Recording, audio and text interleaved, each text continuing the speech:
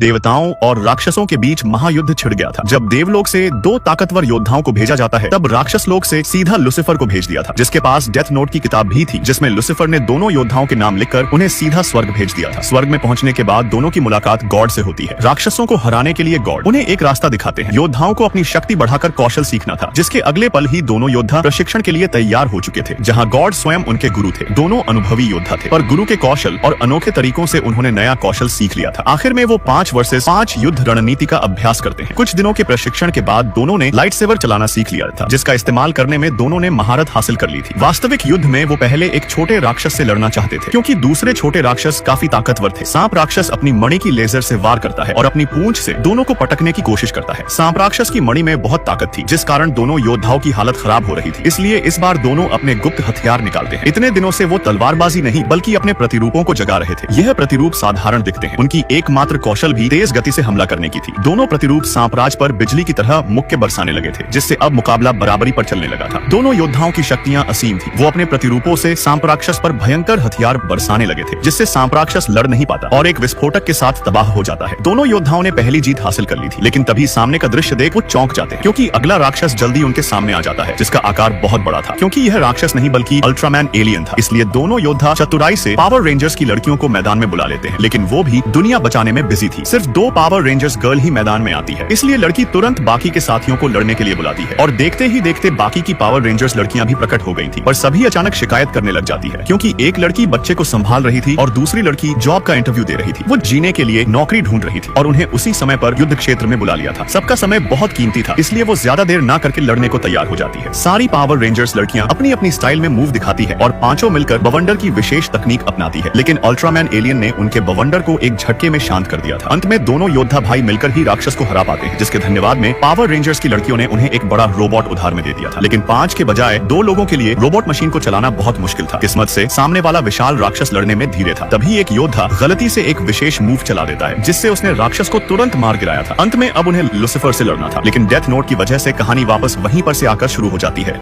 These people come to an island every day wearing gas masks and start throwing nuclear waste into the sea on the leader's orders. But they did not know that marine creatures had evolved from the nuclear waste they had thrown. The size of these creatures was much bigger than normal. All the creatures pounced upon them and started eating them. The leader started running away after seeing these dreadful creatures. The creatures knocked down all the guards one by one. No one was able to stand in front of them for more than a minute. It was as if these creatures had taken an oath to destroy humans. The number of these creatures became countless in no time. All the creatures started gathering together. Here on the island, the scared leader was trying to run away to the mountain, but in a hurry, he falls down. Then 2-headed pythons come in front of him and chew the leader. After a few days, a man comes to the island with a boat. Actually, this